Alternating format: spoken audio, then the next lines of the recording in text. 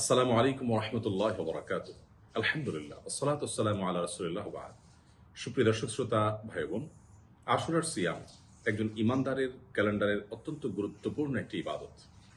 নবী করিম সাল্লাল্লাহু আলাইহি সাল্লাম বলেছেন, সিয়াম ইয়াউমি আশুরা আহতাসিবু আলাল্লাহি আন ইউকাফিরা সানাতাল্লাতী ক্বাবলাহ। আশুরার দিনের সিয়াম এ ব্যাপারে আল্লাহ সুবহানাহু ওয়া তাআলার প্রতি আমার ধারণা হলো, এর মাধ্যমে আল্লাহ সুবহানাহু ওয়া তাআলা এক বছর পূর্বের ছোটখাটো সমস্ত গুনাহসমূহকে মাফ করে দেন।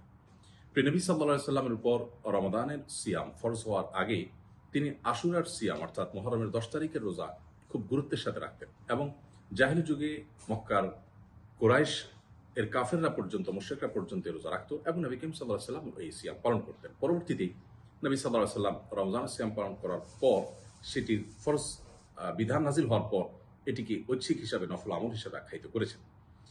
এই বছর আমরা আশুরার সিয়াম, আশুরার রোজা ঠিক কবে রাখবো, এই প্রশ্ন শত শত হাজারো মানুষের।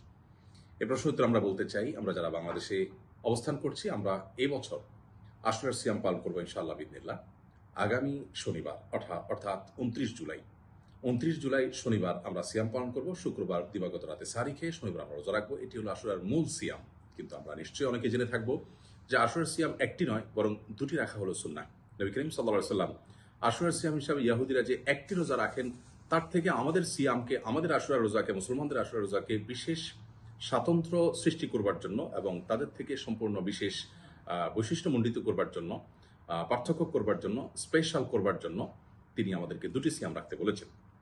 অতএব আশুরার সিয়াম হিসাবে আমরা 10ই মুহররম অর্থাৎ আশুরার রোজা, সে দিনের রোজার পাশাপাশি তার আগে অথবা তারপরে যে কোনো একটি দিনকে সাথে যোগ করে আমাদেরকে রাখার নির্দেশনা তিনি দিয়েছেন। তবে নবী সাল্লাল্লাহু আলাইহি সাল্লাম বলেছেন, যদি আমি আগামী বছর বেঁচে থাকি লাসুমান্না তাসিআ ওয়াল আশিরা, তাহলে 9 এবং 10 এই দুই দিন রোজা রাখবো। অতএব আশুরার রোজা হিসাবে 9 এবং 10ই মুহররম রোজা রাখাটা বেশি উত্তম। অতএব আমরা আগামী 29শে জুলাই আশুরার মূল রোজা যেটি, তার পাশাপাশি 28 জুলাই সে দিনটিতেও রোজা রাখার চেষ্টা করবো, অর্থাৎ শুক্র এবং শনি এই দুই দিন আমরা রোজা রাখবো ইনশাআল্লাহ বিইذনিল্লাহ।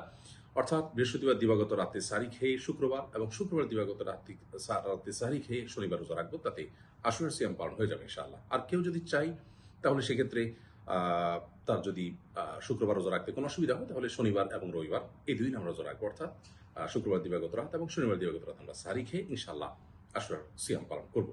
আশুরার সিয়ামের গুরুত্ব অপরিসীম, এর ফজিলত এবং মর্যাদা অনেক বেশি। অতএব আমাদের প্রত্যেকেরই সচেষ্ট হওয়া উচিত এই সিয়াম পালন করার জন্য। আল্লাহ সুবহানাহু ওয়া তাআলা আমাদের সবাইকে আশুরার সিয়ামের গুরুত্ব বোঝা, অনুধাবন করা এবং সুন্দরভাবে এই সিয়ামের ইবাদতটিকে সুসম্পন্ন করার তৌফিক দান করুন। আল্লাহ তাআলা আমাদের সকলকে মুহররম মাসে বেশি বেশি নফল রোজা রাখার যে সুন্নাহ আছে সেটিও জিন্দা করার এবং সেটিকে প্রচার এবং প্রসার করবার তৌফিক দান করুন। জাযাকুমুল্লাহু খাইরা। আসসালামু আলাইকুম ওয়া রাহমাতুল্লাহি ওয়া বারাকাতুহু।